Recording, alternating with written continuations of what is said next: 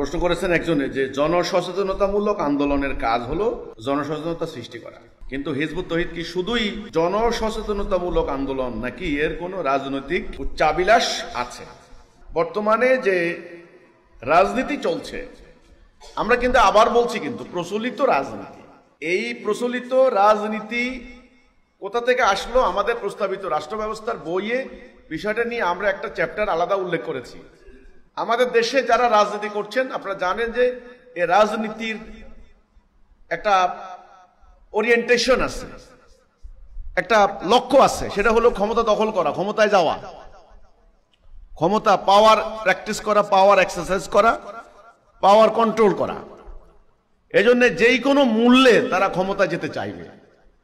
তারা মিথ্যা বলে, অপপ্রচার করে, বিভিন্ন ইস্যু ভিত্তিক আন্দোলন করে, হরতাল করে, জ্বালাও পোড়াও করে, রাষ্ট্রকে অবরুদ্ধ করে, নানান কায়দায় বিরোধী শক্তিকে, প্রতিপক্ষ মতকে দমন করে, অন্যায়ভাবে আর কি, অন্যায়ভাবে দমন করে, মিথ্যা মামলা দিয়ে, অনেক হাজার হাজার কোটি টাকা খরচ করে একটা ইঞ্জিনিয়ারিং, ইলেকশন হলেও এটা একটা নাটক, ইলেকশন ইঞ্জিনিয়ারিং, এইগুলির মাধ্যমে তারা পলিটিক্স করছেন। এটার নাম দিয়েছেন পলিটিক্স। এটা করে তারা ক্ষমতা যেতে চাচ্ছেন। তো ক্ষমতায় যাওয়ার পর তাদের আসল চেহারা বেরিয়ে আসে। সেটা হলো দলবাজি, দলের লোকদেরকে প্যাট্রোনাইজ করা, সুবিধা দেওয়া, অন্যায় করা, হাজার হাজার কোটি টাকা বিদেশে পাচার করে দেওয়া, বিদেশ থেকে ঋণের টাকা এনে রাষ্ট্রকে বন্ধক দিয়ে সেই ঋণের টাকা লুটপাট করা, লুণ্ঠন করা। তো এই হচ্ছে বর্তমান রাজনীতির সিলসিলা, রাজনীতির প্যাটার্ন বা রাজনীতির সংস্কৃতি। এই সংস্কৃতির মধ্যে ঢুকছে আমাদের ধর্মীয় সংগঠনগুলি, ইসলামিক সংগঠনগুলি। তারা বলছে এটা ইসলামী আন্দোলন, তারা নাম দিচ্ছে এটা একটা ইসলামী আন্দোলন। কথাটা শুনতে খুবই খুবই মজাদার মনে হয়, খুবই আনন্দের লাগে যে ইসলামী আন্দোলন।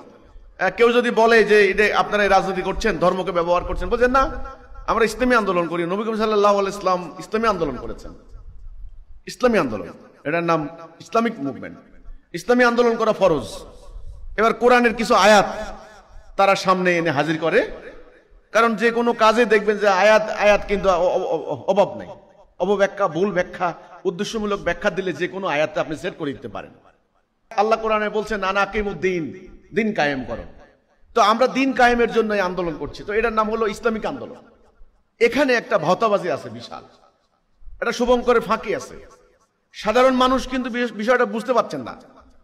এই ডিফারেন্সটা কি? প্রচলিত রাজনীতি, ধাপ্পাবাজের রাজনীতি আর রাসূলুল্লাহর আন্দোলন, এটা কতখানি